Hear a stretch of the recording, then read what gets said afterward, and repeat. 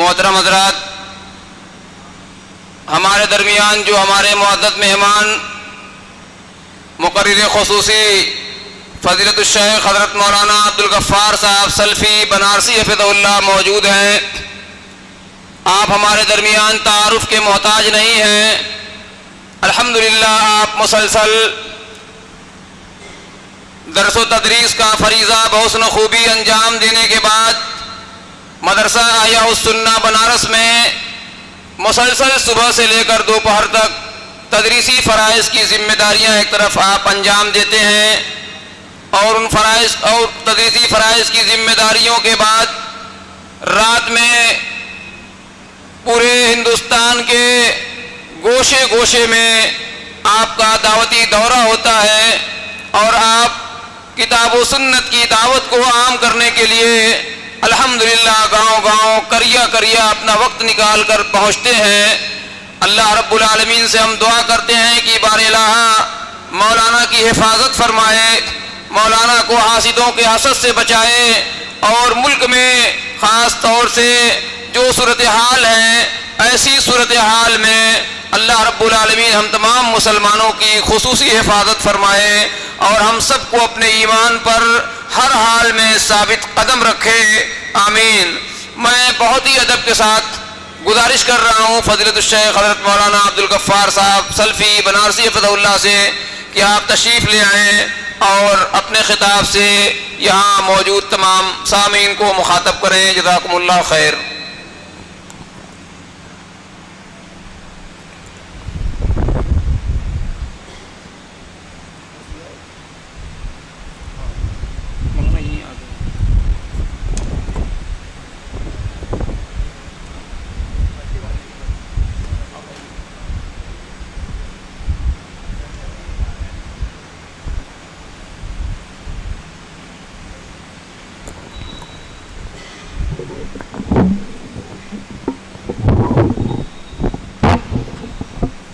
چھوٹا پڑے گا، تھوڑا اور آگے بڑھ جائے۔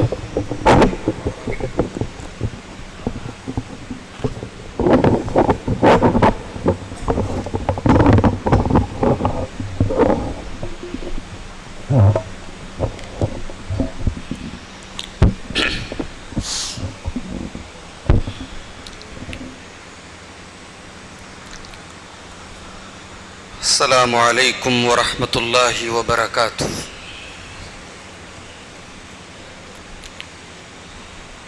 الحمد للہ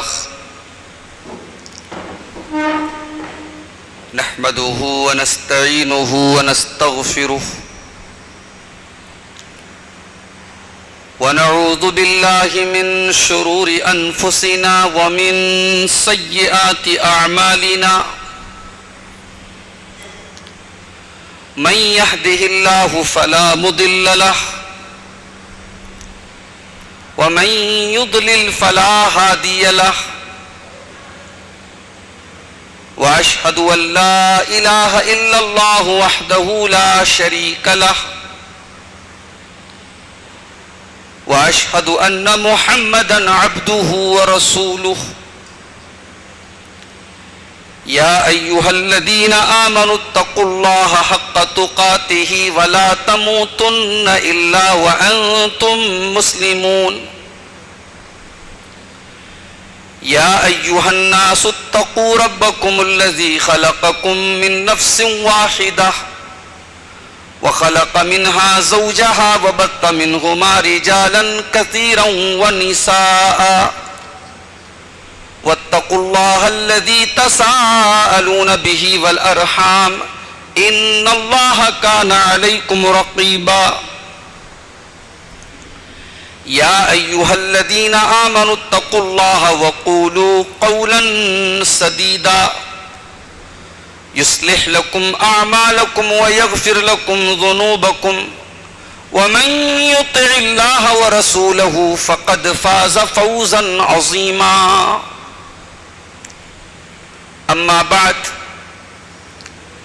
فإن خير الحديث كتاب الله، وخير الهدي هدي محمد صلى الله عليه وسلم، وشر الأمور محدثاتها وكل محدثة بدعة وكل بدعة ضلالة وكل ضلالة في النار. أعوذ بالله من الشيطان الرجيم.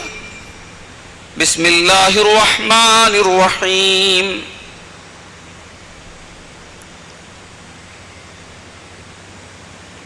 إن الله لا يغير ما بقوم حتى يغيروا ما بأنفسهم وإذا أراد الله بقوم سوءا فلا مرد له وما لهم من دونه من وال.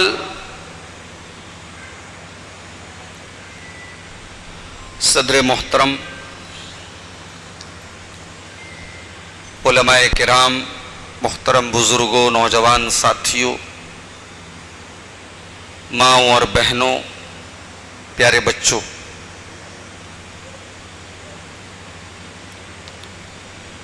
جامع مسجد ابو ہریرہ کرمینی میں آج کا یہ پروگرام بعد نماز عشاء منعقد ہوا. اس مسجد کے امام و خطیب شیخ عبد الرحمن فلاحی حفظہ اللہ کا خطاب بھی آپ نے سنا. یہ مسجد اعظم گڑھ کی ان چنندہ مسجدوں میں سے ایک ہے جہاں جمعہ کی نماز میں خواتین کا بھی انتظام ہے. آج جمعہ کا خطبہ میں نے چاند پار میں دیا تھا. وہاں کی جامع مسجد میں بھی آج اللہ کی توفیق سے عورتوں کے مصلی کا آغاز ہوا اور آج پہلی مرتبہ وہاں گاؤں کی عورتوں نے جمعہ کا خطبہ سنا اور جمعہ کی نماز میں شامل ہوئی. یہ بہت افسوس کی بات ہے کہ وہ دین جو مردوں اور عورتوں دونوں کے لیے اترا ہے، جو ساری انسانیت کے لیے ہدایت ہے، جس کے احکام، جس کی تعلیمات مردوں اور عورتوں دونوں کے لیے ہے، لیکن اس دین سے متعلق جو ایکٹیویٹیز ہیں، اس دین سے متعلق جو سرگرمیاں ہیں،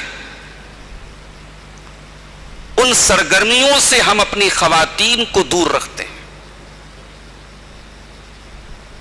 اس مسجد میں ماشاءاللہ عورتوں کا معقول انتظام ہے اور پھر بھی مسجد کے آس پاس کی خواتین جو آسانی سے جمعہ کی نماز میں شامل ہو سکتی ہیں وہ نہیں آتی ہیں. اب دو وجہ ہو سکتی ہے. یا تو ہم یہ سمجھتے ہیں کہ صاحب ہمارے گھر کی عورتوں کو اتنی معلومات اور اتنا علم ان کے پاس ہے، انہیں کوئی ضرورت نہیں ہے جمعہ کے خطبوں میں جانے کی. یا تو ہم یہ سمجھتے ہیں، اور یا پھر ہم یہ سمجھتے ہیں کہ ہمارے لیے یہ کوئی اہمیت کی چیز نہیں ہے، اس سے کوئی فرق نہیں پڑے گا ہماری زندگی میں. لیکن ریئل لائف میں ہم فرق محسوس کر رہے ہیں. یہ جو دن بدن آپ خبریں سن رہے ہیں، صاحب قوم کی بچیاں یہ کر رہی ہیں، قوم کی بچیاں وہ کر رہی ہیں، فلاں لڑکی مرتد ہو گئی، فلاں بھاگ گئی، کبھی آپ نے اس کے اسباب پر غور کیا؟ آپ کی قوم کی بچیوں کو بگاڑنے کے لیے، ان کے اخلاق کو خراب کرنے کے لیے، انہیں بے حیا بنانے کے لیے، انہیں بے دین بنانے کے لیے اسلام کے دشمنوں نے 100 طریقے اپنائے ہیں. یہ موبائل، یہ سوشل میڈیا، یہ فلمیں، یہ نیوز پیپر، یہ میگزین، یہاں تک کہ اسکول اور کالج کا ماحول، آپ کے آس پاس کا ماحول، میڈیا، سب کچھ ہماری نئی نسل کو خراب کر رہا ہے. آپ نے انہیں دین سے جوڑنے کے لیے کیا کام کیا ہے؟ یہ سوال ہر مسجد کی کمیٹی سے ہے میرا. ہر جمعیت کے ذمہ دار سے یہ سوال ہے میرا کہ آپ نے قوم کی عورتوں کو دین سے جوڑنے کے لیے کیا بندوبست کیا ہے, کیا انتظام کیا, آپ کا دعوتی سیٹ اپ کیسا ہے؟ ابھی آپ نے تربیت اولاد پر ایک تقریر سنی. ہمیں سے بہت سارے لوگ جو یہاں بیٹھے بچیوں کے باپ ہیں, اور بچیوں کی پرورش میں جو چیلنجز ہیں وہ ہم سب کو فیس کرنے پڑتے ہیں. بچیاں جہاں جوان ہوئیں, ہمیں صرف ان کے نکاح کی فکر نہیں ہے, ہمیں اس بات کی فکر بھی ہے کہ ہماری بچی گھر سے نکلے تو زمانے کی گندی نگاہوں سے بھی محفوظ رہے. ہمیں اس بات کی بھی چنتا ہے ہماری لڑکی کہیں اسلامی اخلاق کے دائرے سے نکل نہ جائے, کہیں غلط سنگت میں پڑھ کر کے غلط راستے پہ نہ چلی جائے. اگر آپ کو اپنی بچیوں کی تربیت کی فکر ہے, ان کو جہنم کی آگ سے بچانے کی فکر ہے, تو آپ کو دین سے جوڑنا ہوگا میرے ساتھیوں. میری ماں اور بہنوں, آپ کو مسجد میں جہاں انتظام ہے آپ کے لیے پردے کا, اور اگر انتظام نہیں ہے تو کوشش کر کے انتظام کیجئے. ہر وہ مسجد جہاں جمعہ کا خطبہ ہوتا ہے وہاں عورتوں کا بھی انتظام ہونا چاہیے. تحریک چلائیے اس کے لیے لوگوں سے لڑنا پڑے لڑ جائیے. اگر لوگ یہ کہیں کہ صاحب ہمارے یہاں برسوں سے یہ نہیں ہوتا تھا, آج ہے ضرورت. اللہ شاہد ہے, اللہ گواہ ہے میرے بھائیوں کہ جمعہ کے ان خطبوں نے بہت سارے علاقوں میں خواتین کی تربیت میں بہت بڑا کردار ادا کیا ہے. سال میں 48 یہ جمعہ کے خطبے, یہ 48 سبق ہیں جو آپ کے گھر کی عورتیں یہاں سے لے کے جائیں گی. اور میں یہ بات بھی کہتا ہوں کہ صرف بوڑھی عورتیں نہ آئیں جو زندگی سے ریٹائر ہو گئی ہیں, جوان لڑکیوں کو لے کے آئیے, شادی شدہ جو بہویں ہیں ان کو بھی لے کے آئیے, جو غیر شادی شدہ ہیں ان کو بھی لے کے آئیے. یہ دین کا پیغام ہر عورت تک پہنچنا چاہیے میرے ساتھی. میں دعا کرتا ہوں رب العالمین ہم سب کو اس معاملے کی حساسیت کو, اس کی اہمیت کو سمجھنے کی توفیق عطا فرمائے, اور اس مسجد میں بھی اور جہاں بھی عورتوں کا انتظام ہے اپنے گھر کی خواتین کو جمعہ کے نماز میں اور خطبے میں شامل کرانے کی اللہ تعالی ہم سب کو توفیق عطا فرمائے, آمین. میرے بھائیوں, ہمارے پیارے نبی جناب محمد رسول اللہ صلی اللہ علیہ وسلم نے 23 سال کی مختصر سی مدت میں پورے عرب کی کایا پلٹ دی. اللہ نے آپ کو جو دین دیا تھا, جو پیغام دیا تھا, اسے آپ نے پوری ایمانداری کے ساتھ اللہ کے بندوں تک پہنچایا. اور سورہ مائدہ میں اللہ نے اپنے نبی کو جو پیغام دیا, یا ایھا الرسول بلغ ما انزل الیک من ربک وان لم تفعل فما بلغت رسالتہ واللہ یعصمک من الناس. اے میرے نبی, اے میرے رسول, آپ کی طرف اللہ تعالیٰ نے جو شریعت اتاری ہے, جو دین اتارا ہے, اس دین کو اللہ کے بندوں تک پہنچا دیجئے. اور اے نبی, اگر آپ نے یہ کام نہیں کیا تو آپ پھر رسالت کا حق ادا نہیں کر پائیں گے. رسالت کا حق تبھی ادا ہوگا جب اللہ کے اس دین کو آپ پوری ایمانداری کے ساتھ اللہ کے بندوں تک پہنچائیں گے. اللہ کے پیارے نبی نے اپنے انتقال سے 2.5 مہینہ پہلے جب زندگی کا پہلا اور آخری حج کیا, بعض روایات کے مطابق 40,000 کی تعداد تھی صحابہ کی, بعض روایات کے مطابق 60, بعض کے مطابق 1 لاکھ 1.25 لاکھ کے قریب کی تعداد تھی. آپ نے اتنے بڑے مجمع کو مخاطب کر کے فرمایا, انتم تسالون عنی یوم القیامہ فما انتم قائلون. اے میرے صحابہ, کل قیامت کے دن اللہ تعالیٰ تم سے میرے بارے میں سوال کرے گا, تمہارے نبی نے اللہ کا دین تمہیں پہنچایا کہ نہیں پہنچایا, تمہارے رسول نے اللہ کی شریعت تمہیں پہنچائی کہ نہیں پہنچائی. اے میرے صحابہ, تم کیا جواب دو گے؟ وہ 1 لاکھ یا 1.25 لاکھ کا مجمع تھا, سب نے بیک زبان کہا, نشہد انک قد بلغت وادیت ونصحت. اے اللہ کے رسول, ہم کل قیامت کے دن گواہی دیں گے کہ آپ نے اللہ کا دین ہم تک پہنچا دیا, آپ نے اپنی ذمہ داری کو ادا کر دیا, آپ نے اپنی امت کی خیر خواہی کا پورا حق ادا کر دیا. آپ نے انگلی آسمان کی طرف اٹھائی اور آپ نے فرمایا اللہم اشہد اللہم اشہد اللہم اشہد، اے اللہ تو بھی گواہ رہنا، اے اللہ تو بھی گواہ رہنا، اے اللہ تو بھی گواہ رہنا۔ اور آپ نے وہاں یہ بھی فرمایا فَلْيُبَلِّغِ الشَّاهِدُ الْغَائِبُ، او لوگو یہ میرا جو دین میں نے تم کو پہنچایا ہے، یہ پیغام دوسروں تک بھی تمہیں پہنچانا ہے، یہ نسل در نسل تم کو لوگوں تک پہنچاتے رہنا ہے۔ نبی اپنے مشن میں کامیاب رہے۔ نبی نے امت کو ایک ایسا دین دیا، ایک ایسی شریعت دی، ایک ایسا منہج دیا جو بالکل کلین اینڈ کلیئر تھا، اس پہ کوئی گڈھا نہیں ہے، اس پہ کوئی اندھیرا نہیں ہے، اس پہ کوئی ٹھوکر نہیں ہے۔ قد ترکتکم علی المحجۃ البیضاء، او لوگوں میں تم کو ایسے روشن راستے پہ چھوڑ کے جا رہا ہوں، لیلھا کنہارھا، جہاں رات بھی دن کی طرح روشن ہے، جہاں 24 گھنٹے اجالا ہے، جہاں کبھی اندھیرا ہونے والا نہیں ہے۔ ایسا دین دے کے جا رہا ہوں، ایسی شریعت دے کے جا رہا ہوں، اس شریعت پر تمہیں کبھی ٹھوکر نہیں لگے گی، اس شریعت پر عمل کرنے میں تمہیں کبھی اندھیرا محسوس نہیں ہوگا۔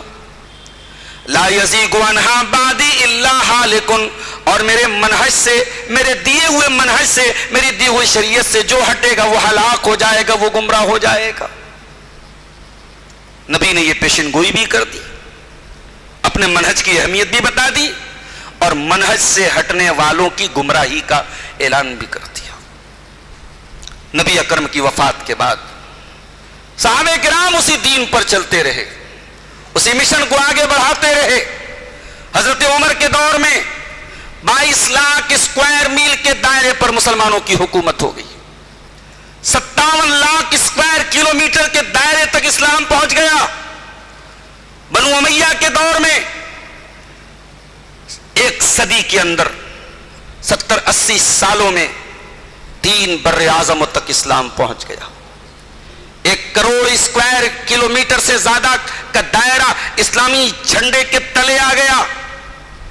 اور اسی بنو امیہ کے دور میں مسلمانوں کا ایک کمانڈر افریقہ کی فتوحات، افریقہ کو فتح کرتا ہوا جب بحر اوقیانوس تک پہنچا، جب اٹلانٹک اوشین تک پہنچا، اٹلانٹک اوشین کے ساحل تک وہ پہنچا، اور جب دیکھا کہ سامنے سمندر ہے تو اس نے ایک تاریخی جملہ کہا تھا، اس نے کہا تھا اللہم لولا ھذا البحر لقاتلت فی سبیلک، اے اللہ میری راہ میں اگر یہ سمندر نہ ہوتا تو میں تیری راہ میں لڑتا رہتا، تیری راہ میں قتال کرتا رہتا، جنگ کرتا رہتا ہر اس انسان سے جو تیرے ساتھ کفر کرتا ہے، جو تیری توحید کا قائل نہیں ہے، اے اللہ جو تیری ذات کا انکار کرتا ہے، جو تیری توحید کا انکار کرتا ہے، اے اللہ جہاں تک انسانوں کی آبادی ہے، اے اللہ تیرے دین کا کلمہ بلند کرتا رہتا، تیری راہ میں آگے بڑھتا رہتا۔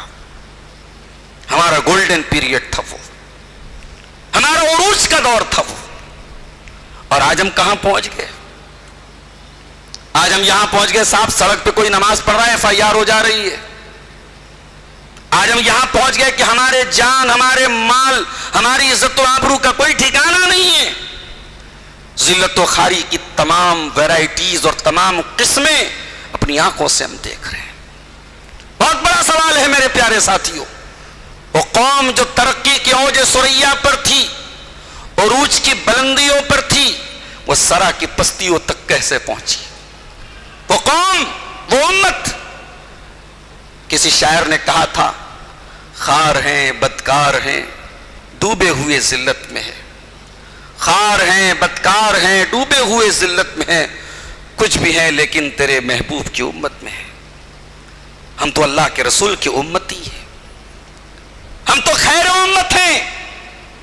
وَسَمَّاكُمُ الْمُسْلِمِينَ، ہمارا نام اللہ نے مسلمان رکھا، اللہ نے ہمیں خیر امت بنایا، سب سے بہترین قوم اور سب سے بہترین کمیونٹی ہمیں بنایا۔ یہ ذلت ہم پر کیوں چھائی ہے میرے ساتھیوں؟ آئیے ذرا قرآن سے اس سوال کا جواب پوچھتے ہیں۔ قرآن ہمیں ایک اصول بتاتا ہے قوموں کے عروج و زوال کا، قوموں کی عزت اور ذلت کا ایک اصول قرآن ہمیں بتاتا ہے۔ سورہ رات کی 11 نمبر کی آیت میں اللہ کہتا ہے ان اللہ لا یغیر ما بقوم حتی یغیروا ما بانفسہم، اللہ تعالیٰ کسی قوم کے اچھے حالات کو برے حال میں نہیں بدلتا، اللہ کسی قوم کی خوشحالی کو بدحالی سے تبدیل نہیں کرتا، حتیٰ یغیروا ما بانفسہم، جب تک وہ قوم اپنے کرتوت نہ بدل لے، وہ قوم اپنی حرکتیں نہ بدل لے، اللہ اس کی حالت نہیں بدلتا۔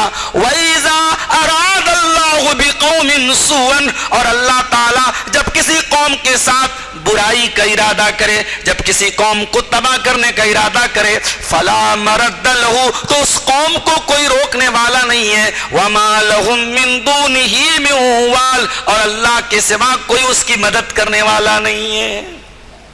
یہ اصول ہے اللہ کا، آپ اللہ کے فرما بردار بنے رہیں اور اللہ آپ پر عذاب کی بارش کرے، یہ نہیں ہو سکتا۔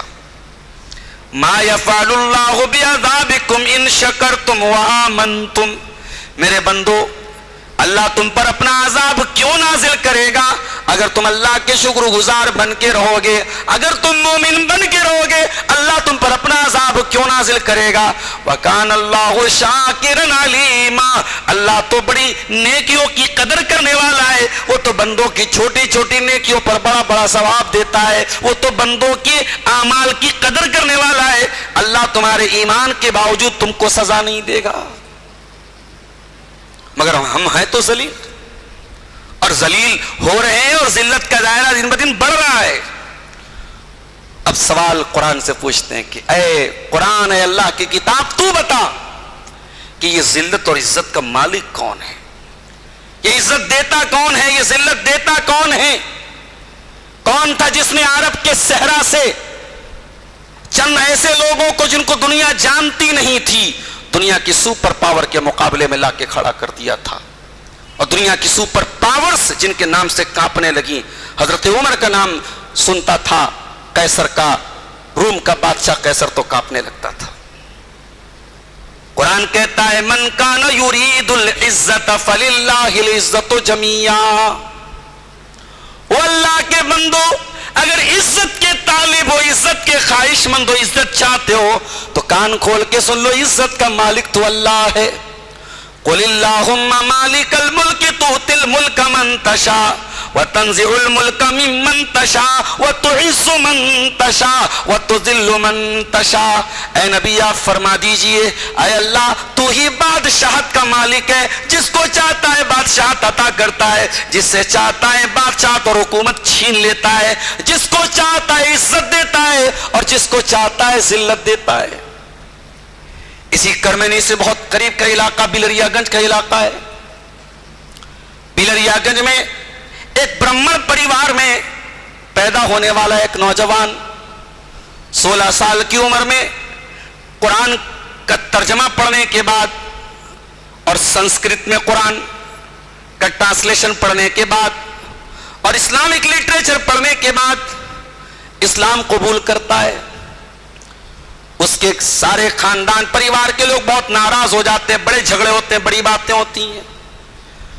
وہ اعظم گڑھ کی سرزمین پر شبلی کالج میں پڑھنے والا، بلریا گنج کا رہنے والا وہ باقی لال نام کا نوجوان، وہ یہاں سے سینکڑوں کلومیٹر دور تمل ناڈو کے مدرسے میں داخلہ لیتا ہے، وہاں سے وہ دینی تعلیم حاصل کرتا ہے، پھر مدینہ منورہ جاتا ہے اور وہاں سے وہ بی اے اور ایم اے کرتا ہے، جامعہ ازہر سے پی ایچ ڈی کرتا ہے اور پوری دنیا کی سب سے بڑی اسلامک یونیورسٹی کا پروفیسر بن جاتا ہے، اور دنیا کے لیے حدیث کی کتاب کا ایک بہت بڑا ذخیرہ الجامع الکامل کے نام سے چھوڑ کے جاتا ہے۔ او لوگوں، اللہ کیسے دلوں کے حالات کو بدلتا ہے، اللہ کیسے کسی بستے میں پڑے ہوئے انسان کو کیسے عزت عطا کرتا ہے، اس کی بہت بڑی واضح مثال آپ کے اسی بلریا گنج کی وہ علمی شخصیت جس کو دنیا ڈاکٹر ضیاء الرحمن اعظمی کے نام سے جانتی ہے، ذرا ان کی بایوگرافی اٹھا کے دیکھو، ذرا ان کے حالات اٹھا کے دیکھو، آپ کو سمجھ میں آ جائے گا۔ توفیق تو اللہ کے ہاتھ میں ہے میرے ساتھیوں، ہدایت تو اللہ کے ہاتھ میں۔ نبی نے تو 2 لوگوں کے لیے دعا کی تھی، اللہم اعز الاسلام باحب الرجلین الیک، اے اللہ میں 2 لوگوں کا نام لے کے تجھ سے دعا کر رہا ہوں، اے اللہ 2 لوگوں میں جو تجھ کو زیادہ محبوب ہو تو اس کے ذریعے اسلام کو عزت اور طاقت دے دے۔ بے ابی جہل ابن ہشام او بے عمر ابن الخطاب، اے اللہ ابو جہل ابن ہشام کے ذریعے یا تو اس کے ذریعے اسلام کو عزت دے دے، یا عمر ابن خطاب کے ذریعے اسلام کو عزت دے دے۔ یہ مقدر اللہ تعالیٰ نے عمر ابن خطاب کا لکھا تھا، ان کی قسمت میں اسلام کا وہ تارا بننا تھا، اور ابو جہل کی قسمت میں اسلام کا دشمن بننا تھا۔ نبی کی دعا ضرور قبول ہوئی، حضرت عمر اسلام قبول کر کے اسلام کے ایک روشن ستارہ بن گئے، اور ابو جہل مرتے دم تک اس کے قسمت میں ایمان نصیب نہ ہوا، اس کی توفیق میں ہدایت نہیں لکھی گئی۔ میرے ساتھیوں، عزت اور ذلت کا مالک اللہ ہے میرے پیارے ساتھیوں، وہ جس کو چاہتا ہے دین اور ایمان کے ذریعے عزت دے دیتا ہے، اور جس کو چاہتا ہے کفر و نفاق کی مہر اس کے دل پہ لگا دیتا ہے۔ عزت اس سے مانگو، ذلت سے پناہ اس سے مانگو، عزت اور ذلت کا مالک وہی ہے میرے پیارے ساتھیوں۔ اللہ کے نبی کی ایک حدیث اپنے سامنے رکھیے، ابو داؤد کی روایت ہے، حضرت ثوبان کہتے اللہ کے پیارے نبی نے فرمایا یوشک الامم ان تداعی علیکم کما تداعی الکلۃ الی قصاتها، اے میرے صحابہ وہ وقت بھی تم پر آنے والا ہے جب دنیا کی بہت ساری قومیں تم پر ٹوٹ پڑیں گی، جس طریقے سے کھانے والے دسترخوان پہ لائن سے ٹوٹ پڑتے ہیں۔ صحابہ نے پوچھا من قلت نحن یومئذ، اے اللہ کے رسول کیا ہماری تعداد کم ہوگی؟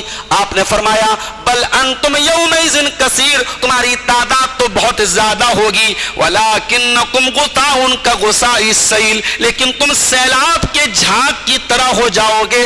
اللہ تعالیٰ دشمنوں کے دلوں سے تمہارا رعب و دبدبہ نکال دے گا۔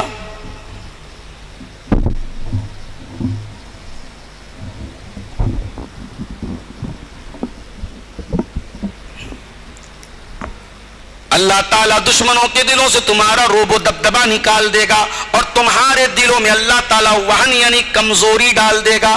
صحابہ نے پوچھا وَمَا الْوَهْنُ یا رسول اللہ، اے اللہ کے رسول یہ وہن کیا ہے، یہ کمزوری کیا ہے؟ آپ نے فرمایا حب الدنیا وکراہیت الموت، تم دنیا سے بہت زیادہ محبت کرنے لگو گے، اور موت سے تم کو کراہیت اور نفرت ہو جائے گی۔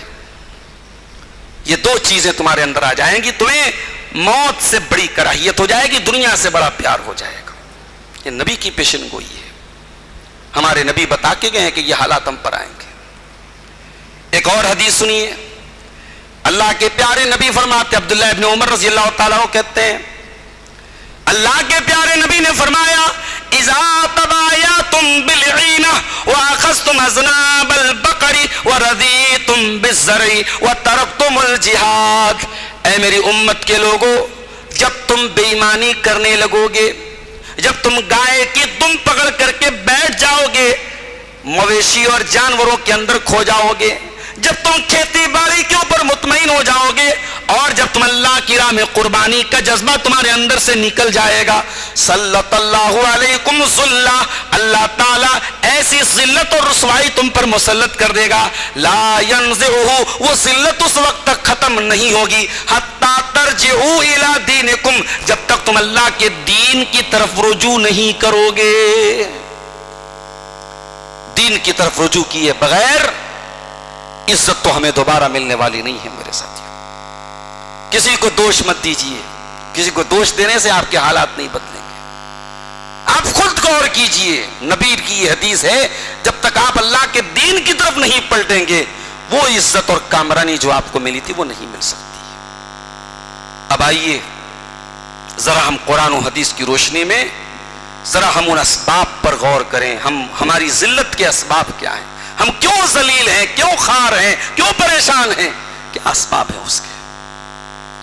قرآن کھولیے، قرآن کا 18واں پارہ سورہ نور کی آیت نمبر 55، وعد اللہ الذین آمنوا منکم وعملوا الصالحات، اللہ تعالیٰ وعدہ کر رہا ہے اے ایمان والو، اللہ کا وعدہ ہے تم سے، اے نیک عمل کرنے والو اللہ کا وعدہ ہے تم سے، لَيَسْتَخْلِفَنَّهُمْ فِي الْأَرْضِ كَمَا اسْتَخْلَفَ الَّذِينَ مِنْ قَبْلِهِمْ، اللہ تم کو زمین میں خلیفہ بھی بنائے گا، وَلَا يُمَكِّنَنَّ لَهُمْ دِينَهُمُ الَّذِي ارْتَضَىٰ لَهُمْ، اللہ تمہارے دین کو غالب بھی کرے گا. وَلَيُبَدِّلَنَّهُم مِّن بَعْدِ خَوْفِهِمْ أَمْنًا. اللہ تعالیٰ تمہارے خوف کو بدل کر کے تم کو امن و شانتی عطا فرمائے گا. شرط کیا ہے؟ شرط یہ ہے یعبدوننی لا یشرکون بی شیئا. تم صرف اور صرف اللہ کی عبادت کرنا, تم توحید سے نہ ہٹنا, تمہاری توحید میں کوئی فرق نہ آنے پائے. اسی اتر پردیش کے ایک علاقے امبیڈکر نگر میں ایک بہت بڑے بزرگ کی درگاہ کے پاس کا ویڈیو آیا, ابھی لیٹسٹ ویڈیو. ایک بہت بڑے مولانا, ایک بہت بڑے عالم دین جو اس درگاہ کے سجادہ نشین بھی ہیں اور جن کے بارے میں یہ کہا جاتا ہے کہ وہ اللہ کے رسول کی اولاد میں سے, وہ دعا کر رہے ہیں اور ان کے ساتھ ہزاروں کی پبلک ہے اور وہ دعا میں یا اللہ نہیں کہہ رہے ہیں, وہ یا اشرف یا اشرف یا اشرف کہہ کے دعا کر رہے ہیں. وہ نہ تو اللہ کو پکار رہے ہیں, نہ تو اللہ کی توحید کا نام لے رہے ہیں. وہ ایران سے آئے ہوئے ایک عالم دین, ایک اللہ کے نیک بندے خواجہ مخدوم اشرف جہانگیر سمنانی, جن کا مزار وہاں پہ امبیڈکر نگر میں بسکھاری میں ہے, ان کا نام لے کے ان کو مدد کے لیے پکار رہے ہیں کہ ہم بہت پریشان ہیں, یا اشرف آپ ہماری مدد کر دیجیے. اور یہ کام کوئی ایک آدمی نہیں کر رہا ہے, لاکھوں مسلمان اس عقیدے کو صحیح مان رہے ہیں اور لاکھوں مسلمان اس کے ساتھ ان کے ساتھ دعا کر رہے ہیں. یہ غور کرنے کا مقام ہے میرے ساتھیوں. وہ دین جس سے توحید پھیلی جہاں میں, وہ بدلا گیا آ کے ہندوستاں میں. جب توحید ہی ہمارے ہاتھ سے چلی جائے گی, ہمارے ہاتھ سے ایمان چلا جائے گا, تو میرے پیارے بھائیوں پھر ہمارے پاس کیا بچے گا؟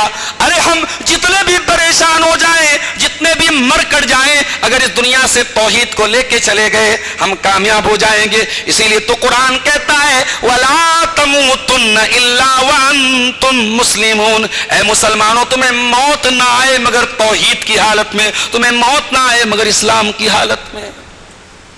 تو توحید کے بغیر تو عزت نہیں مل سکتی میرے ساتھ.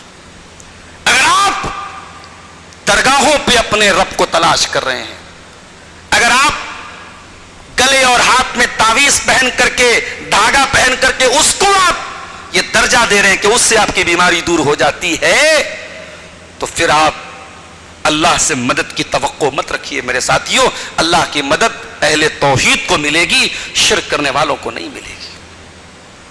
پورا قرآن بھرا پڑا ہے توحید کی فضیلت سے اور شرک کی مذمت سے. نبیوں کے آنے کا مقصد توحید, قرآن کا موضوع توحید, جنت اور جہنم کا فیصلہ کس بنیاد پر؟ توحید کی بنیاد پر. توحید کے بغیر آپ عزت نہیں پا سکتے میرے ساتھی. تو یہ پہلی وجہ ہے, ہم توحید سے دور ہوئے اس لیے ہم پریشان ہوئے. اور دوسری وجہ میں نے جو حدیث آپ کو پڑھ کے سنائی تھی, اللہ کے پیارے نبی فرماتے ہیں ترکتکم علی المحجۃ البیضاء, میں نے تم کو بالکل سیدھے راستے پر چھوڑا ہے. لیلھا کنہارھا, جو راستہ دن میں بھی رات میں بھی دن کی طرح روشن ہے. لا یزیغ عنہا بعدی الا ہالک, اس راستے سے جو ہٹے گا وہ گمراہ ہو جائے گا. آپ توحید پر بھی ہیں, آپ کا عقیدہ بھی صحیح ہے, لیکن اگر آپ نے وہ منہج نہیں اپنایا جو نبی کا منہج تھا, جو صحابہ کا منہج تھا, اس منہج کو چھوڑ کر کے, اس روش کو چھوڑ کر کے آپ نے کوئی اور روش اپنائی, تو آپ کے ہلاک ہونے میں کوئی شک اور شبہ نہیں ہے میرے ساتھی. آج بڑی ذمہ داری کے ساتھ بات کر رہا ہوں. بہت سارے لوگوں کا عقیدہ تو صحیح ہے لیکن وہ اس منہج کو فالو نہیں کر رہے جو منہج نبی کا تھا, جو صحابہ کا تھا. بڑی تعداد میں ایسے لوگ بھی پیدا ہو رہے ہیں جو صحابہ کرام کو کرٹیسائز کر رہے ہیں, صحابہ کرام پر تنقید کر رہے ہیں, صحابہ کرام کو تنقید کی خراب پہ چڑھا رہے ہیں. ہم اپنے باپ کے بارے میں کچھ برا نہیں سننا چاہتے. ہمارا باپ اگر برا ہو تب بھی دنیا سے جانے کے بعد کوئی ہمارے باپ کو برا بول دے, ہم اس کے لیے لڑنے کے لیے تیار ہو جاتے ہیں. اور لوگوں تمہیں شرم نہیں آتی, تم تنقید کے نشانے پر نبی کے صحابہ کو رکھ رہے ہو جن کے بارے میں قرآن کہتا ہے وَكُلًّا وَعَدَ اللَّهُ الْحُسْنَىٰ, صحابہ جتنے بھی تھے مرتبے الگ الگ تھے, مقام الگ الگ تھے, لیکن صحابہ سب کے سب جنتی ہیں. قرآن ان کو جنت کا سرٹیفکیٹ دے رہا ہے, اور تم صحابہ کرام کی نیت پر حملہ کر رہے ہو. کسی کے بارے میں یہ کہہ رہے ہو وہ حکومت کے طلبگار تھے, کسی کے بارے میں کہہ رہے ہو وہ جہنم کی طرف بلا رہے تھے, کسی کے بارے میں کہہ رہے ہو وہ حضرت علی کے دشمن تھے, کسی کے بارے میں کہہ رہے ہو وہ اہل بیت کے دشمن تھے. ارے ظالمو, تمہاری زبان میں کیڑے نہ کیوں نہ پڑ گئے؟ ارے ظالمو, تمہارے قلم کیوں نہ سو گئے؟ تمہاری کتابیں کیوں نہ جل گئی جب تم نے نبی کے صحابہ کے اوپر تنقید کرنا شروع کر دیا؟ وہ لوگوں جو نبی کے صحابہ پر تنقیدیں کرے, جو نبی کے صحابہ کو برا بلا کہے, دنیا مفکر مانتی رہے, دنیا اسکالر مانتی رہے, دنیا اس کے گن گاتی رہے, ہم اس کو کبھی قابل تعریف سمجھ نہیں سکتے. ارے جس کی قرآن تعریف کرے, جس کو قرآن اللہ کی رضا کا سرٹیفکیٹ دے, اسے آج 14 سال 100 سال کے بعد اگر کوئی تنقید کی خراج پہ چڑھائے گا تو ہم اس انسان کو تو تنقید کی خراج پہ رکھیں گے, ہم نبی کے صحابہ کو تنقید کی خراج پہ نہیں رکھ سکتے. کیا بات کرتے ہیں؟ ہمارا منہج بالکل کلیئر ہے میرے ساتھی. ہم نہ رافضی ہیں نہ ناصبی ہیں, ہم صحابہ کرام سے بھی محبت کرنے والے اور اہل بیت سے بھی محبت کرنے والے ہیں. ہماری محبت اہل بیت کسی صحابی کو گالی دینے کی محتاج نہیں ہے, اور ہماری محبت صحابہ کسی اہل بیت کی توہین کی محتاج نہیں ہے میرے ساتھی. منہج صحیح کرو اپنا. کسی کی تقریر سن لیا, کسی کی کتاب پڑھ لیا, کسی کا لٹریچر پڑھ لیا, حضرت معاویہ پر بھونکنے لگے, حضرت عمرو بن عاص پر بھونکنے لگے, صحابہ پر بھونکنے لگے. کان کھول کے سن لو, اس امت کا اجماعی عقیدہ, اس امت کا منہج کیا رہا ہے 1400 سال سے, جو نبی نے منہج دیا ہے, جس منہج پہ صحابہ تھے, وہ کیا ہے؟ حبہم دین و ایمان و احسان. صحابہ کی محبت دین ہے, صحابہ کی محبت ایمان ہے, صحابہ کی محبت احسان ہے. وبغضہم کفر و نفاق و طغیان. اور صحابہ سے بغض رکھنا یہ کفر کی نشانی ہے, یہ نفاق کی نشانی ہے, یہ سرکشی کی نشانی ہے میرے پیارے ساتھی. اور آگے بڑھیے. ہماری ذلت کی ایک اور وجہ ہے میرے پیارے بھائیوں. ہم دین پر عمل تو کرتے ہیں, لیکن ہم دین کو اپنے حساب سے لیتے ہیں. نماز کا ٹائم آتا ہے, حی علی الصلاۃ کی آواز آتی ہے, مسجد میں بھی چلے آتے ہیں, لیکن جب مارکیٹ میں بزنس کرنے جاتے ہیں تو 100 جھوٹ بھی بولتے ہیں اور اپنے جھوٹ کی دلیل دیتے ہیں. بغیر جھوٹ بولے بزنس نہیں ہو سکتا. موقع آتا ہے تو سود و بیاج کا دھندا بھی کرتے ہیں, کہتے ہیں صاحب بہت مشکل ہے بیاج سے بچنا. وہ لوگوں, دین صرف نماز کا نام نہیں ہے, دین زندگی کے ہر شعبے میں آپ کو تعلیم دیتا ہے. دین اگر آپ کو یہ سکھاتا ہے کہ نماز کیسے پڑھنی ہے تو وہی دین آپ کو بتاتا ہے کاروبار کیسے کرنا ہے, وہی دین آپ کو بتاتا ہے شادی کیسے کرنا ہے, وہی دین آپ کو بتاتا ہے بچے کیسے پالنا ہے, بچوں کی تربیت کیسے کرنی ہے. وہ دین آپ کو زندگی کے تمام شعبوں میں آپ کی رہنمائی کرتا ہے. منمانی مت کیجئے دین کے نام پہ میرے ساتھیوں. منمانی کرنا, دین کے نام پہ منمانی کرنا, یہ ان قوموں کا طریقہ رہا ہے جو دنیا میں ذلیل ہو گئی. قرآن کا پہلا پارہ اٹھائیے. اللہ بنی اسرائیل سے کہتا ہے افتؤمنون ببعض الکتاب وتکفرون ببعض. اے یہودیو, اے بنی اسرائیل, یہ کیا طریقہ ہے؟ تم اللہ کی کتاب کے کچھ حصے پر ایمان رکھتے ہو اور کچھ کا انکار کرتے ہو. تمہیں جہاں تمہاری مرضی ہوتی ہے تم تورات کا نام لے کر کے تورات کو ماننے بھی لگتے ہو, اور جہاں تمہاری مرضی آتی ہے تم تورات کو چھوڑ بھی دیتے ہو. فما جزاء من يفعل ذلك منكم الا خزي في الحیات الدنیا. اے یہودیو, کان کھول کے سن لو, اگر ایسا کرو گے تو دنیا میں بھی تم کو ذلیل کر دیا جائے گا. وَيَوْمَ الْقِيَامَةِ يُرَدُّونَ إِلَىٰ أَشَدِّ الْعَذَابِ. اور قیامت کے دن تو بہت دردناک عذاب دیا جائے گا. تو دین میں چوزی مت بنیے کہ جہاں دین میں اپنے فائدے کی چیز نظر آئی وہاں لے لیا, جہاں نقصان نظر آیا. حالانکہ دین میں نقصان نہیں, ہمیں لگ سکتا ہے کہ ہمارا نقصان ہو رہا ہے, مگر دین پر عمل کرنے میں کبھی نقصان نہیں ہوتا. اسی لیے اللہ قرآن کے دوسرے پارے میں کہتا ہے یا ایھا الذین آمنوا ادخلوا فی السلم کافہ. اے ایمان والو, تم اسلام میں پورے کے پورے داخل ہو جاؤ. ولا تتبعوا خطوات الشیطان. اور شیطان کے نقش قدم پہ نہ چلو, شیطان کے راستے پہ نہ چلو. آج کل معلوم ہے مسلمان لڑکیاں جم جا رہی ہیں. سوشل میڈیا پر ایک فوٹو آیا, ایک لڑکی حجاب میں اسکارف پہنے ہوئے ہے، اسکارف پہن کر کے جم جا رہی ہے، اس کا مطلب دیندار گھر سے اس کا تعلق ہے. اسکارف پہن کر کے حجاب میں جم جا رہی ہے، اور جم میں جانے کے بعد ایک غیر محرم لڑکا اس کو پیچھے سے اس کا ہاتھ پکڑ کر کے اس کو ایکسرسائز کروا رہا ہے.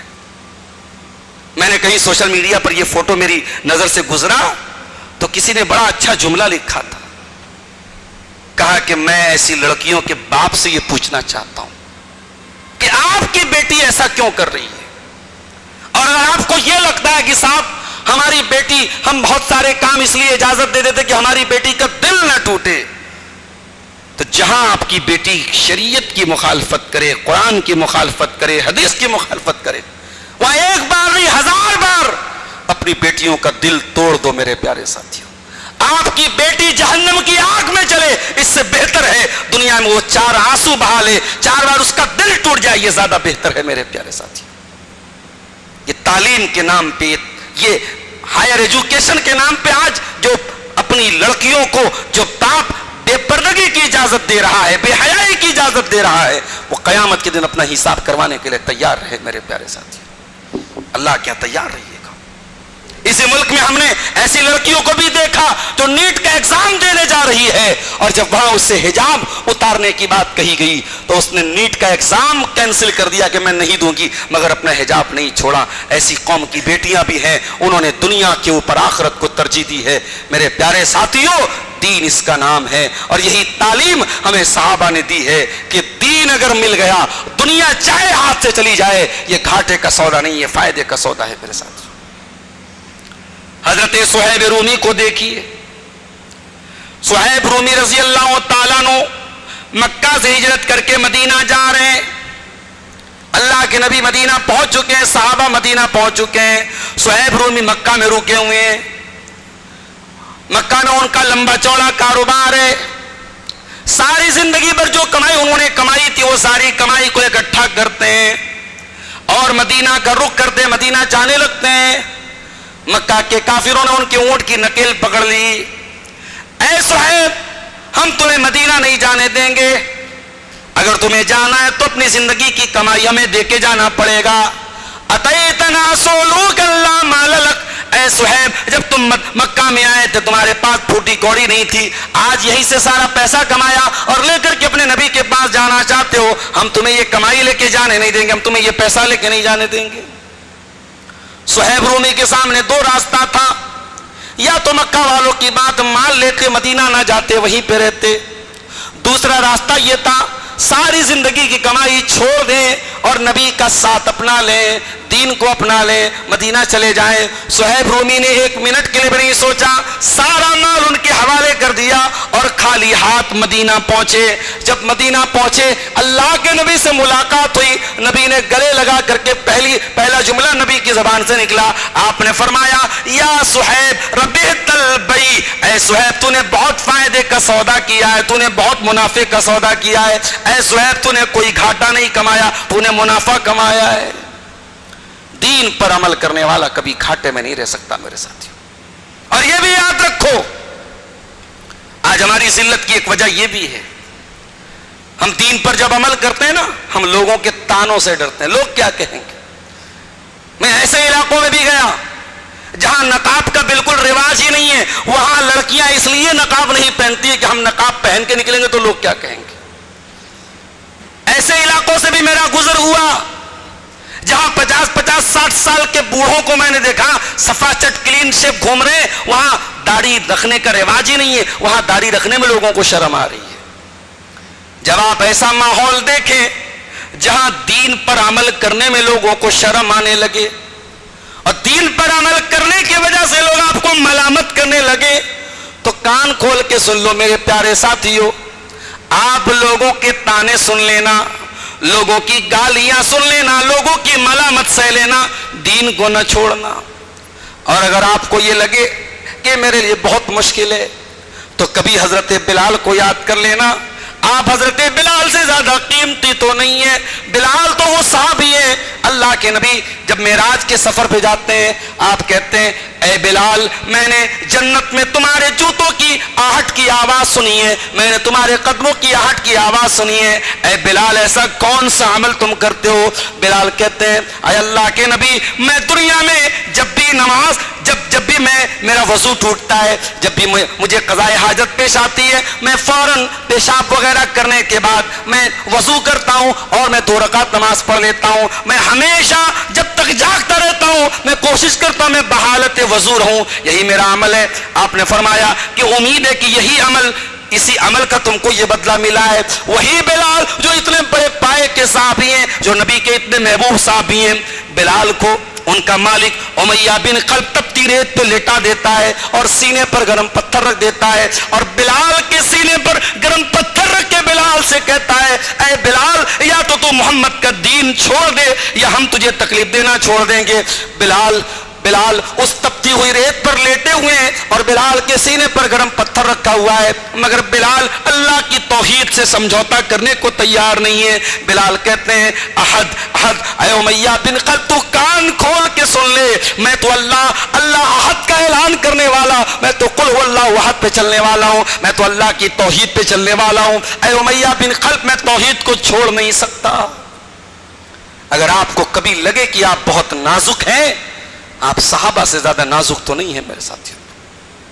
میری ماں اور بہنوں, کبھی اس حجاب کے لیے آپ کو گالیاں سننی پڑے, آپ کے خلاف نعرے بازی ہو, آپ کے خلاف ہوٹنگ ہو, کالج کی لڑکیاں کہ یہ تو بڑی دقیانوس ہے, بڑی فنڈامنٹلسٹ ہے, بڑے پرانے زمانے کی ہے, تو سن لینا اب سمیہ سے زیادہ پاکیزہ تو نہیں ہو میری ماں اور بہنوں. سمیہ سے زیادہ آپ نازک تو نہیں ہو. وہ سمیہ 50-60 سال کی بوڑھی عورت جس کے جوان بیٹے کے سامنے برہنہ کر کے شہید کر دیا گیا تھا, جس کے بدن سے کپڑے اتار کر کے شہید کر دیا گیا تھا, مگر سمیہ نے ایمان کو نہیں چھوڑا تھا. میرے پیارے ساتھیوں, جب آپ کے اوپر دین پر عمل کرنے کی وجہ سے ملامت کی جائے تو آپ ملامت گوارا کر لیجئے گا.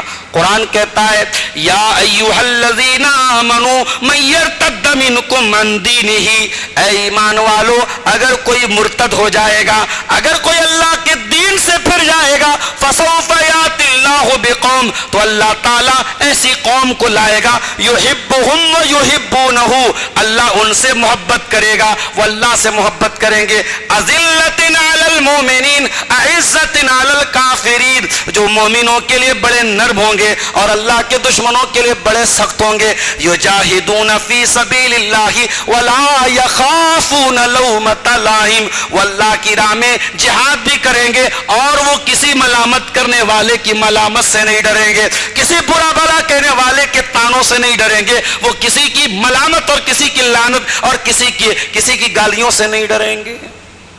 یہ ایمان کی نشانی ہے میرے ساتھی, اور قیامت کے پہلے وہ دور آپ بار بار دیکھیں گے جب دین پر عمل کرنا ٹف ہو جائے گا, مشکل ہو جائے گا. اللہ کے پیارے نبی فرماتے ہیں بدا الاسلام غریبا وسیعود کما بدا, او لوگو اسلام جب شروع ہوا تھا تو دنیا کی نظر میں اجنبی تھا, اور آگے چل کر کے اسلام پھر سے اجنبی ہو جائے گا, اور جب ایسا دور تم دیکھ لینا فطوبى للغرباء, تو او لوگو تم غربا بن جانا, تم اجنبی بن جانا, تم دنیا کی نظر میں برے بن جانا لیکن اللہ کی نظر میں اچھے بن جانا. دنیا تم کو برا مانتی ہے, مان جانا, لیکن اللہ کی نظر میں اچھے بن جانا. فطوبى للغرباء, جب دین پر عمل کرنے والے اجنبی بن جائیں تو اللہ کے پیارے نبی صلی اللہ علیہ وسلم فرماتے ہیں ایسے اجنبیوں کے لیے خوشخبری ہے, ایسے اجنبیوں کے جنت کی بشارت ہے. تو دین پر عمل کرنے میں کسی کی ملامت سے نہیں ڈرنا ہے میرے ساتھیوں. آج ہماری ذلت کی ایک وجہ یہ بھی ہم لوگوں کی پرواہ کر رہے ہیں. لوگوں کی پرواہ نہ کیجئے میرے ساتھیوں, اللہ کی پرواہ کیجئے, اور جن کی پرواہ آپ کرتے ہیں وہ زندگی بھر آپ سے کبھی خوش نہیں ہو سکتے. لوگوں کو اپنا کلیجہ نکال کے دے دیجئے, لوگ آپ کی برائی ہی کریں گے. اگر آپ لوگوں کے منہ سے اپنی تعریف سننا چاہتے ہیں تو ایک ہی کام آپ کو کرنا پڑے گا, آپ کو مرنا پڑے گا. جب آپ مریں گے لوگ آپ کی قبر پہ مٹی دینے آئیں گے, 3 بار مٹی دے کے ہاتھ چالیں گے, تب کہیں گے ہاں میں آدمیہ تو ٹھیک ہے رہا. یہ سننے کے لیے آپ کو مرنا پڑے گا. سننے کے لیے آپ کو مرنا پڑے گا. اس لیے لوگوں کی تعریف اور تنقید کی فکر نہ کیجئے. جو صحیح ہے، جو اللہ کو راضی کرنے والا کام ہے، وہ کام میرے پیارے بھائیو آپ کیجئے. لوگوں کی ملامت کرنے کی وجہ سے بھی، لوگوں کی ملامت کی پرواہ کرنے کی وجہ سے بھی آج ہم ذلیل و خوار ہو رہے ہیں. ہماری ذلت اور رسوائی کی ایک وجہ یہ بھی ہے میرے ساتھیو، ہمیں اللہ نے دنیا میں رہنے کا بھی حکم دیا تھا، ہمیں اللہ نے دنیا کمانے کا بھی حکم دیا تھا، ہمیں اللہ نے دنیا کی بھلائی کی دعا کرنے کا بھی حکم دیا تھا. ہمیں قرآن میں دعا سکھائی گئی، اور ربنا آتنا فی الدنیا حسنہ وفی الآخرۃ حسنہ وقنا عذاب النار. اے اللہ تو دنیا میں بھی ہم کو بھلائی عطا فرما اور آخرت میں بھی ہم کو بھلائی عطا فرما اور جہنم کی آگ سے ہم کو بچا لے. ہمارے پیارے نبی دعا کیا کرتے تھے، اللہم اصلح لی دینی الذی هو عصمت امری. اے اللہ میرے دین کو ٹھیک کر دے کیونکہ میرے معاملے کی بنیاد تو میرے دین پر ہے. واصلح لی دنیا التی فیہا معاشی، اور اے اللہ میری دنیا کو بھی ٹھیک کر دے، زندگی تو مجھ کو یہی گزارنا ہے. واصلح لی آخرتی التی الیہا معادی، اور اے اللہ میری آخرت کو بھی ٹھیک کر دے کیونکہ لوٹ کے تو وہی جانا ہے. ہمیں تو حکم دیا گیا تھا دنیا کو بہتر بنانے کا، دنیا کو اچھا کرنے کا، دنیا میں صحیح طریقے سے زندگی گزارنے کا، مگر ہم نے کیا کیا؟ ہمارے لیے آخرت سیکنڈری ہو گئی. ہم نے آخرت کو سائڈ کر دیا. آخرت کی کوئی فکر نہیں، آخرت کی کوئی چنتا نہیں، اور آخرت کی نعمتوں کی کوئی چاہت نہیں، اور آخرت کے عذاب کا کوئی ڈر نہیں. ہم تو دنیا ہی کو جنت بنانے میں لگ گئے. میرے پیارے ساتھیوں، یہی ڈر تھا جو نبی کو اپنی امت کے بارے میں تھا.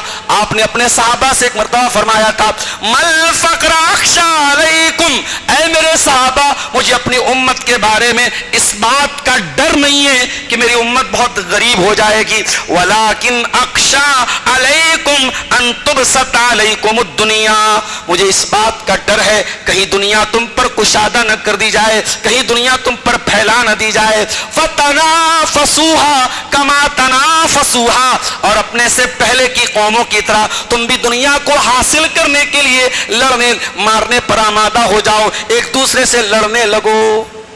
یا تو ماشاءاللہ میں ایسے ایسے گاؤں میں گیا ہوں، سب اہل توحید ہیں، سب قرآن و سنت پر چلنے والے، سب صحیح عقیدے کے لوگ ہیں، اور گاؤں کی پردھانی کے نام پہ وہاں گروپ بنا ہوا ہے. چچا الگ ہے، بھتیجا الگ ہے، دادا الگ ہے، پوتا الگ ہے. دنیا کا اقتدار، دنیا کی کرسی، دنیا کی دولت، دنیا کی زمین، دنیا کی جائیداد، یہ آج ہمیں بانٹ رہی ہے. میرے پیارے ساتھیوں، یہ نبی کی حدیث ہے. آپ نے فرمایا مجھے ڈر ہے اس بات کا کہ دنیا کے لیے تم آپس میں لڑنے لگو گے اور دنیا تم کو ہلاک کر دے گی جیسے تم سے پہلے کے لوگوں کو دنیا نے ہلاک کر دی تھی. اسی لیے شاعر کہتا ہے، جگہ جی لگانے کی دنیا نہیں ہے، یہ عبرت کی جا ہے تماشا نہیں ہے. دنیا سے دل نہ لگاؤ میرے ساتھیوں، دنیا دل لگانے کی جگہ نہیں ہے. بڑی بے وفا ہے دنیا، بڑی غدار ہے دنیا. بڑے پیسے والے آئے، سمجھے، انہوں نے سمجھا ہماری دولت ہمیں امر کر دے گی، آج منو مٹی کے نیچے دفن ہے. بڑی طاقت والے آئے، انہیں لگا میرے بازوؤں کی طاقت سے سب ڈر جائیں گے، اور ایک وقت آیا لاٹھی اور ڈنڈا لے کے سہارا، ڈنڈے کا سہارا لے کے وہ گلیوں میں چلنے پر مجبور ہو گئے. ایسا بھی دور آیا حکومت پر ناز کرنے والے فرعون بن گئے، لیکن وہ وقت بھی آیا انہیں سمندر میں ڈوب کر کے مرنا پڑا. وما الحیات الدنیا الا متاع الغرور، دنیا ہے تو دھوکے کا سامان، دنیا ہے تو دھوکے باز، دنیا تو ایک دن دھوکہ دے دے گی میرے پیارے ساتھی. اس لیے دل لگانا ہے تو آخرت کی طرف لگاؤ.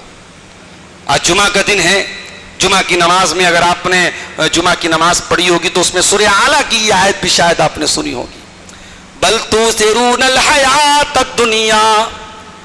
اللہ اپنے بندوں سے کہہ رہا ہے، اے میرے بندو کتنی عجیب بات ہے، بل تؤثرون الحیات الدنیا، اے میرے بندو تم دنیا کی زندگی کو ترجیح دیتے ہو، دنیا کی زندگی کو اوپر رکھتے ہو. والآخرۃ خیر وابقی، جبکہ آخرت کی زندگی زیادہ بہتر اور زیادہ باقی رہنے والی ہے. 50 سال کی، 60 سال کی، 70 سال کی زندگی کے لیے اتنی محنت کرتے ہو اور ہمیشہ ہمیش کی زندگی کے لیے کوئی محنت نہیں کرتے. اے میرے بندو تم کتنے نادان ہو. بل تؤثرون الحیات الدنیا والآخرۃ خیر وابقی. کبھی موقع ملے اپنے نبی کی سیرت کو اٹھا لو. میری ماں اور بہنوں کبھی موقع ملے رسول کی بیویوں کی زندگی کے بارے میں مطالعہ کر لو, کیسی زندگی انہوں نے گزاری. ایسا نہیں ہے کہ ان کو دنیا کا آفر نہیں ملا, دنیا ان کو نہیں ملی, دنیا ملی, انہوں نے ٹھکرا دیا دنیا کو. میرے نبی دنیا سے گئے, اس حال میں گئے, کوئی پراپرٹی بنا کے نہیں گئے, اس حال میں گئے کہ انتقال سوموار کے دن ہوا اور اتوار کے دن رات میں جو چراغ جلا ہے اس چراغ کا تیل بھی ادھار کا ہے. اور میرے نبی اس حال میں دنیا سے گئے کہ آپ کی جو زرہ ہوتی ہے, جو فوجی کا ایک لوہے کا کی ڈریس ہوتی تھی, وہ زرہ ایک یہودی کے یہاں گروی رکھی گئی تھی اور اس کے بدلے تھوڑا سا جو اللہ کے نبی کے گھر میں آیا تھا. نبی پوری زندگی مٹی کے کچے مکان میں رہے. اس مکان کی ہائٹ اتنی کم تھی کہ صحابہ کہتے ہم ہاتھ بڑھاتے تھے تو چھت کو چھو لیتے تھے. ایک مرتبہ حضرت عمر آئے تھے, اللہ کے رسول کے کمرے میں, حجرے میں آئے, چاروں طرف نظر دوڑائی, ایک چٹائی بچھی ہوئی تھی, کنارے تھوڑی سی جو رکھی تھی, ایک لکڑی کا پیالہ تھا, ایک چمڑے کا مشکیزہ تھا, کوئی فرنیچر نہیں, کوئی الماری نہیں, کوئی تجوری نہیں, کوئی سونے چاندی کے ڈھیر نہیں. حضرت عمر اپنے نبی کا کمرہ دیکھ کے رونے لگے, بخاری کی روایت ہے, رونے لگے, اشکبار ہو گئے اور روتے ہوئے کہا اے اللہ کے نبی, دنیا کے قیصر و کسریٰ آرام سے رہیں, گدوں پہ سوئیں, مسیریوں پہ سوئیں, اور اللہ کا محبوب بن بھئی ہمارا نبی, ہمارا آخری نبی, ہمارا سردار, وہ اس حال میں لیٹا, اس حال میں سوئے. حضرت عمر رونے لگے تو نبی اکرم نے اس موقع پر کہا تھا یا ابن الخطاب, اے خطاب کے بیٹے, اما ترضى ان تكون لهم الدنيا, کیا تم اس بات پر راضی نہیں ہو کہ قیصر و کسریٰ کو تو صرف دنیا ملے گی اور تمہارے نبی کو اللہ تعالیٰ آخرت کی نعمتیں عطا فرمائے گا, کیا تم اس پر خوش نہیں ہو, کیا تم اس پر مطمئن نہیں ہو؟ یہ میسج تھا ہمارے نبی کی زندگی کا. ہم تو دنیا پرست ہو گئے, صبح سو کے اٹھتے ہیں دنیا کے لیے کی پلاننگ لے کر کے اٹھتے ہیں, رات میں سوتے ہیں تو دنیا کی ٹینشن لے کے سوتے ہیں.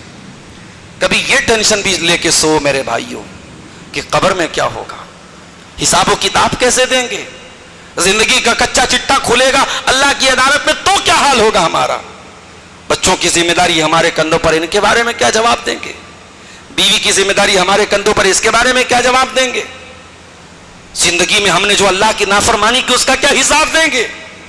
کبھی یہ ٹینشن بھی اپنے دل میں پیدا کرو میرے ساتھی, اور جب یہ ٹینشن پیدا ہو جائے گی تو قرآن کہتا ہے کانو قلیلا من اللیل ما یہجعون, میرے نیک بندوں کو رات میں نیند بہت کم آتی ہے.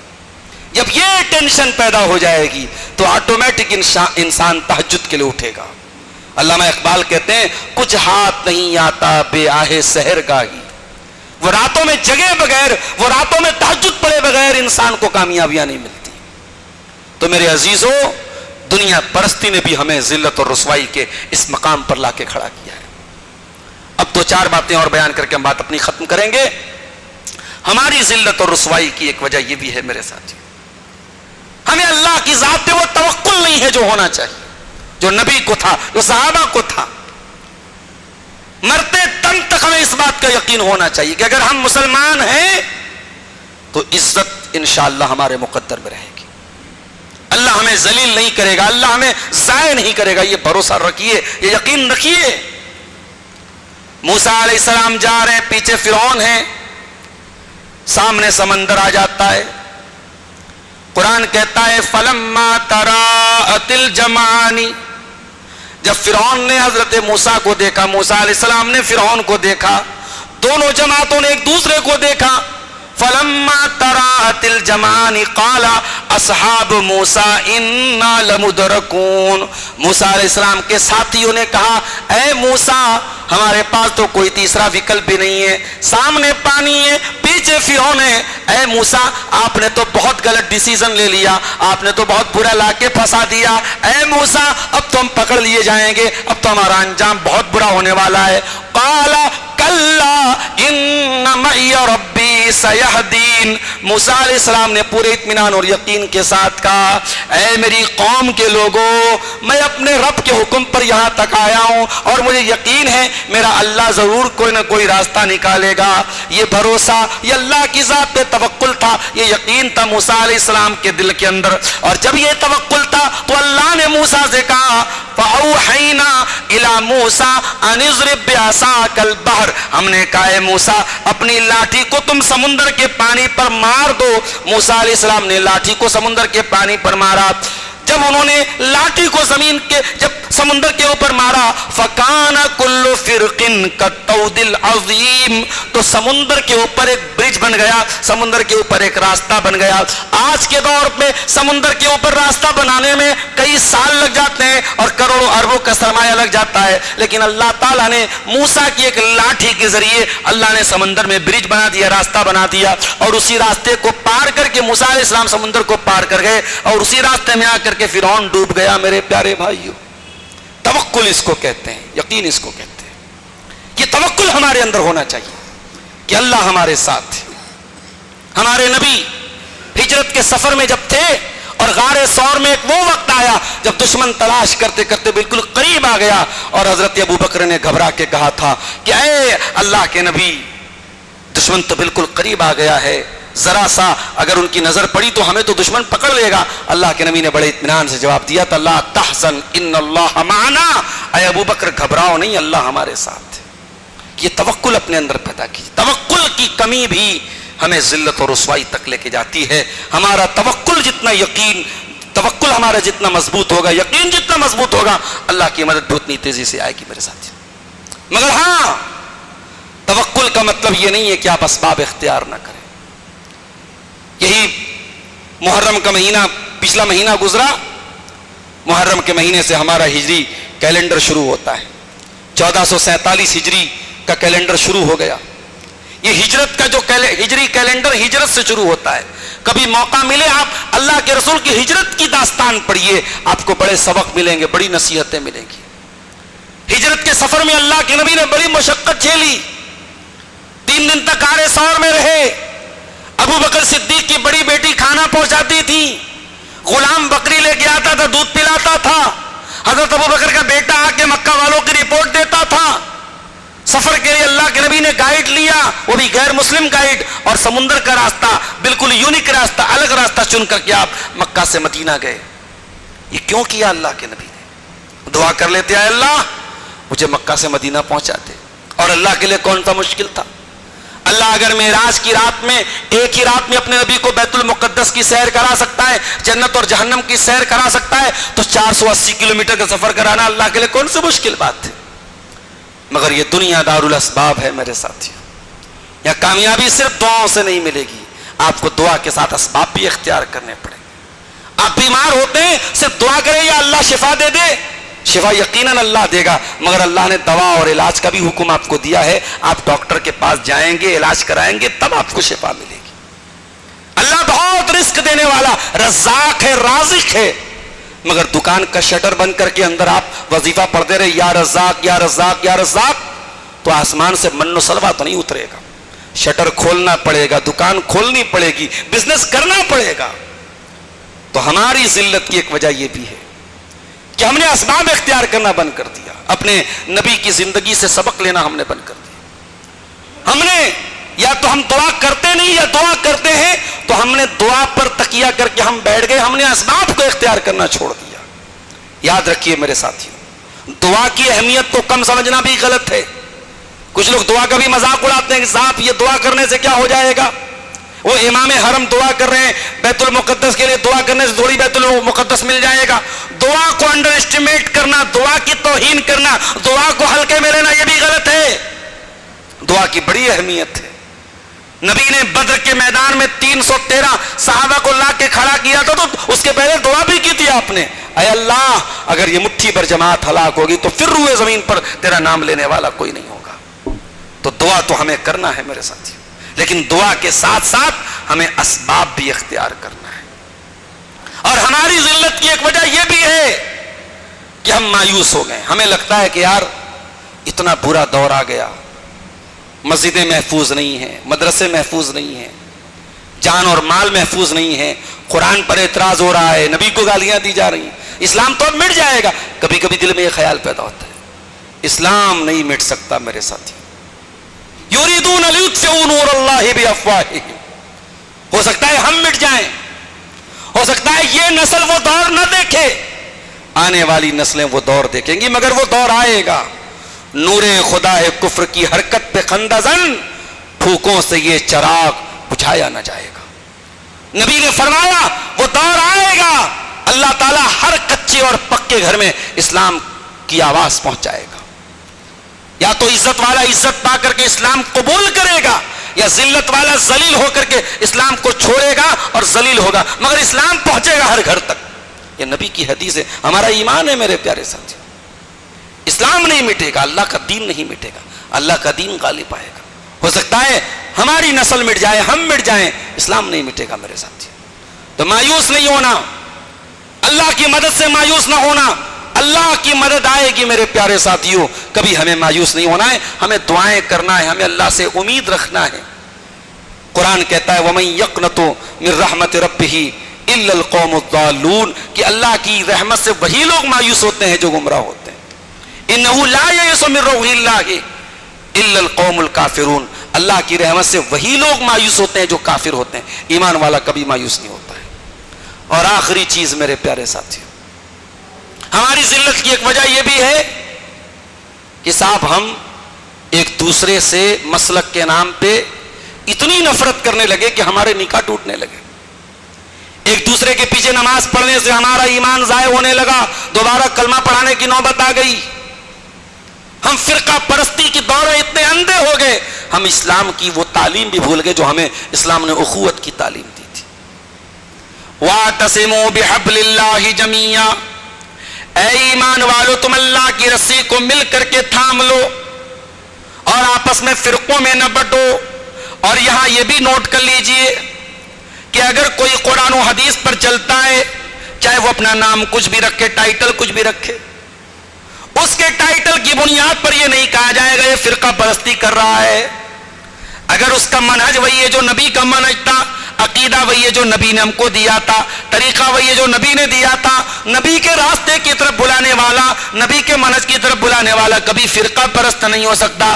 فرقہ پرست وہ ہوتا ہے جو کہتا ہمارے بڑوں کو مانو, ہمارے بزرگوں کو مانو, ہماری بستی کو مانو, ہمارے علاقے کو مانو, ہمارے پیر کو مانو, ہمارے مرشد کو مانو. یہ فرقہ پرستی کی دعوت ہو سکتی ہے. قرآن و حدیث کی دعوت کبھی فرقہ پرستی کی دعوت نہیں ہو سکتی. فرقہ پرستی سے اگر بچنا ہے تو قرآن ہمیں طریقہ بتاتا ہے, اللہ کی رسی کو مل کر کے تھام لو. اتحاد کا مطلب کبھی یہ نہیں ہے کہ آپ ایمان اور عقیدے سے کمپرومائز کر لیں. ہر کلمہ گو مسلمان کے ساتھ اسلامی جو بھائی چارہ ہے وہ اپنائیے, لیکن توحید کی قیمت پر نہیں. توحید سے کوئی کمپرومائز مت کیجیے میرے پیارے ساتھی, آپس میں مل جل کر کے ایسے رہیے. اللہ کے نبی فرماتے ہیں المومن للمومن کالبنیان یشد بعضہ بعضا, کہ مومن مومن کے لیے ایک عمارت کی طرح ہونا چاہیے جیسے ایک عمارت دوسری عمارت کو طاقت دیتی ہے. مسلمان کے لیے آپس میں ایک انسانی شریر اور جسم کی طرح ہونے چاہیے, ایک دوسرے کو طاقت دینے والے ہونے چاہیے. تو یہ میرے پیارے ساتھیوں ہماری ذلت کے چند اسباب ہیں, اور انہی اسباب کے اندر ہماری ذلت کا علاج بھی موجود ہے.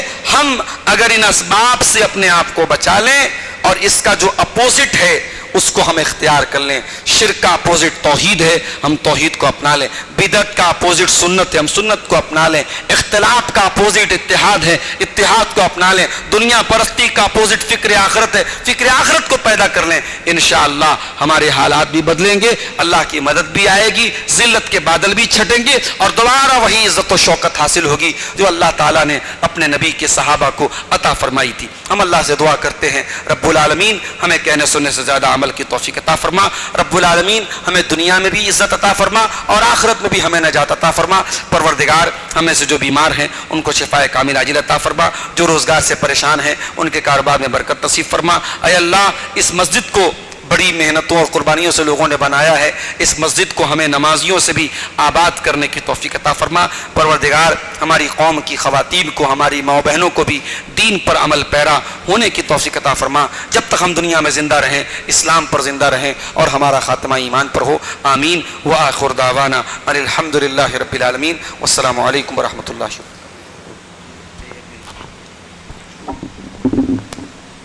جزاکم اللہ حسن الجزا.